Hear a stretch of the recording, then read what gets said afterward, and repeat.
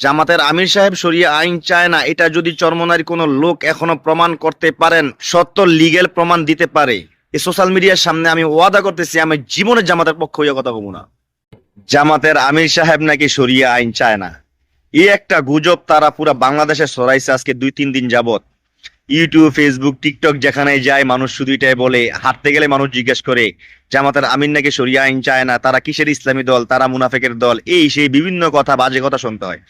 কিন্তু আমার দুঃখের বিষয় হচ্ছে এই, আমি এখন পর্যন্ত কোনো ভিডিও ক্লিপ বা অডিও ক্লিপ পাইলাম না যেটা জামাতার আমির বলছে যে শরিয়া আইন চায় না। সাংবাদিকরা মামুনুল হক সাহেবকে যখন জিজ্ঞেস করলো যে জামাতার আমির শরিয়া চায় না, আপনারা তো ইসলামী দল, এখন আপনাদের কথা কি, তখন মামুনুল হক সাহেব সাংবাদিকদের সামনে বলছে জামাতের আমির সাহেব এই ধরনের কোনো বক্তব্য দেন নাই। তাহলে উনি কি বক্তব্য দিছে শোনেন, সেটা কি বক্তব্য দিছে।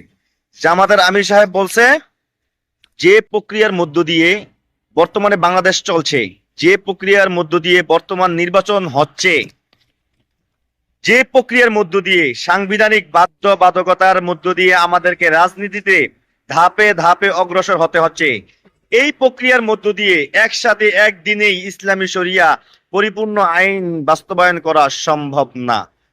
তারা কিন্তু জামাতের আমিরকে ইচ্ছা করলে জিজ্ঞেস করতে পারতো, জামাতের আমিরের কাছে জানতেও পারতো যে আমির সাহেব কি আসলে এটা বলছে কিনা। যেমনি ভাবে মামুনুল হক সাহেব জামাতের আমিরের কাছ থেকে জিজ্ঞেস করে জেনে নিছে, তারপর সাংবাদিকদের সামনে ব্যাখ্যা দিছে। কিন্তু ওনারা এটা না বইলা খ্রিস্টান মহিলার কথার উপর বিশ্বাস কইরা তারা একটা আমিরের নামে এত বড় বদনাম সারা বাংলাদেশে ছড়াইছে। আপনি চিন্তা করতে পারেন, এটা কোনো সাধারণ কর্মী বা জনগণ করতো তাহলে এটা মানা যেত। জামাতের আমির সাহেব শরিয়া আইন চায় না, এটা যদি চরমনার কোনো লোক এখনো প্রমাণ করতে পারেন, সত্য লিগেল প্রমাণ দিতে পারে, এই সোশ্যাল মিডিয়ার সামনে আমি ওয়াদা করতেছি আমি জীবনে জামাতের পক্ষ হইয়া কথা বলবো না। আরে ভাই, আপনিই খালি শরিয়া বুঝেন, আর কেউ বোঝে না।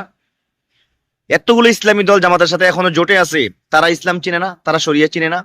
যদি জামাতের আমির সত্যি সত্যিটা বলতো তাইলে কি তারা এখনো পর্যন্ত জামাতের আমিরের সাথে ঐক্যে থাকতো? এটা আপনাদের কাছে আমার প্রশ্ন রইল। কখনোই থাকতো না।